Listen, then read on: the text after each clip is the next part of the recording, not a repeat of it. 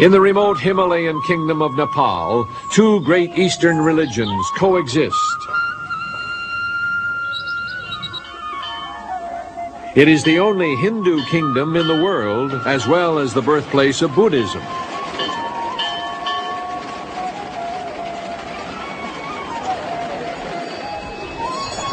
In the Kathmandu Valley, hundreds of gods are an age-old testimony to the dominant role religion plays in the people's way of life. It has given me a great honor and privilege to introduce such a great man who is visiting our country. A person like Mr. Herbert W. Armstrong. This gentleman, for a moment all his life, has one ambition and one thought, and that is peace in the world. There should be peace, no war. They've called me an unofficial ambassador for world peace, and so I am. But let me say that there has to be a reason why we don't have peace. And you cannot have peace until there is something that will cause that peace. And there has to be a reason why something has caused us to have just the opposite of peace in this world today. And I'm afraid so many don't understand that.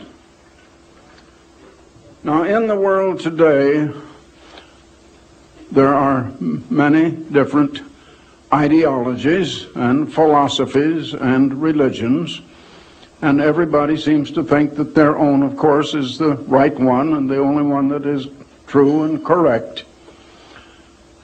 And I did not come to bring any religion or philosophy or ideology, but just to state a few facts that are facts. We do not have peace and will not have peace until human nature has been changed. Herbert W. Armstrong is able to survey the 20th century from a unique perspective. In his long life, he has seen the coming of the inventions that have made possible the modern age: the airplane, radio and television, the computer, space travel. Inventions that have changed our world, but not our thinking. In his lifetime, there have been two major attempts by the nations to bring about world peace. After World War I, the victors formed the League of Nations. Hopes were high that the world's governments could now act collectively to prevent war. But the League failed. It was unable to restrain the aggression by the fascist dictators in the 1930s. In June 1945, Mr. Armstrong, as an accredited press representative, was present at the signing of the United Nations Charter at Herbst Theater in San Francisco. The United Nations was a sincere effort to preserve the peace by a world tired of war. But the nations have continued to fight, oblivious to the only way to halt the endless cycles of death and destruction. Now, I'm not going out to crusade and just stop all wars. I can't do that. I have enough sense to know that I can never do that. And there is no man on earth who can. It is only the great Creator who can, and it's because we do not rely on the Creator for the knowledge of how to live and how to do, and because we just look to ourselves, that we find we're helpless before our problems. The world does not know how to live because it does not rely on the great Creator that is above all the gods and above all that is worshipped, above all of the ideas of human beings. But most human beings know nothing of that God.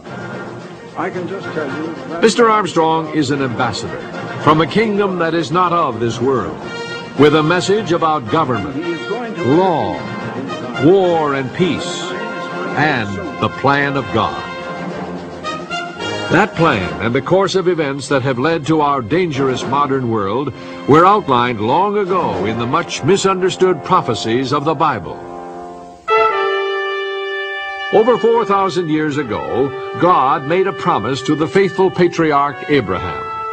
Because Abraham had obeyed him, God would raise up from him a chosen people who would become a model nation.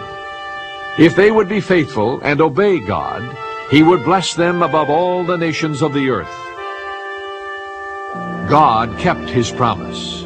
He brought the descendants of Abraham's grandson Israel out of slavery in Egypt and revealed to them a way of life, 10 great commandments, and laws, statutes, and judgments that would allow them to live in peace and safety in the promised land.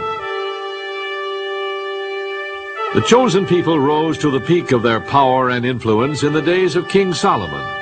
But after his death, they split into two, a northern kingdom of Israel, dominated by the descendants of Israel's son Joseph, and the southern kingdom of Judah. And they forgot their God. The northern kingdom continued for 2.5 centuries, sinking ever further into idolatry, until in the 8th century BC, God allowed his people to be conquered and taken into captivity by the armies of the Assyrian Empire. The southern kingdom struggled on for 120 more years, but eventually, ignoring the warnings of the great prophets, Judah suffered the same fate. In 585 BC, Jerusalem fell to the Babylonian emperor Nebuchadnezzar, and the inhabitants of Judah were led into exile. Jerusalem was in ruins, and the promised land laid waste. It seemed as if the promise had been broken. But God had not forgotten his people or his plan. In Babylon, a young Jewish captive, Daniel, is summoned before Nebuchadnezzar to interpret a strange dream that had troubled the Babylonian emperor. You, O king, were watching, and behold, a great image. This great image, whose splendor was excellent, stood before you, and its form was awesome. This image's head was of fine gold, its chest and arms of silver, its belly and thighs of bronze, its legs of iron, its feet partly of iron and partly of clay. You watched while a stone was cut out without hands, which struck the image on its feet of iron and clay, and broke them in pieces. And the stone that struck the image became a great mountain and filled the whole earth. Then Daniel explained the meaning of Nebuchadnezzar's dream. You, O king, are a king of kings, for the God of heaven has given you a kingdom, power, strength, and glory. You are this head of gold. But after you shall arise another kingdom, inferior to yours. Then another, a third kingdom of bronze, which shall rule over all the earth. And the fourth kingdom shall be as strong as iron. And like iron that crushes, that kingdom will break in pieces and crush all the others. Whereas you saw the feet and toes, partly of potter's clay and partly of iron, the kingdom shall be divided. Yet the strength of the iron shall be in it. So the kingdom shall be partly strong and partly fragile, just as iron does not mix with clay.